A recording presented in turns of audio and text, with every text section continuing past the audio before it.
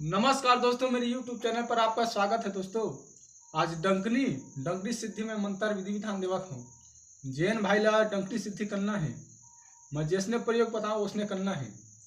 डंकनी सिद्धि हो जही। अब मैं पहली ओकर विधि बताता हूँ। डंकनी सिद्धि करे बा तोला नदी में जाना है। नदी हो या तालाब, नदी तालाब में जाके तोला बूढ़ना है, मतलब पानी में यहाँ तक कि आवत ला बूढ़ के मंत्र पढ़ना है। मंत्र 108 बार पढ़ना है। मंत्र पढ़े के बाद बाहर निकल, बाहर में एक अंडा, गूगल लुबान और अगरबत्ती एक बलि देना है।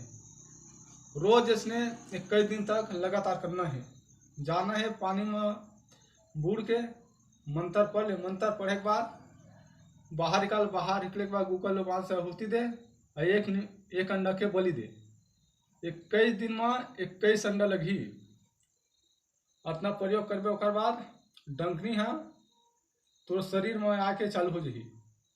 शरीर में मतलब सवारी आही, सवारी न ओकर बाद तोला 2 जन जहा डबल आदमी, एक जना तो साथ में रही और एक जना तो अपन सिद्धि करबे। ओकर बाद तो सवारी आही तो शरीर में तो अगला आदमी रही ते हुम जग देखे वो तो शांत करही। ये श्री पे में सवारी भराही, साक्षात प्रकट नहीं होंगे। एक मंत्र मैं लिख के डालता हूँ। जय माँ काली।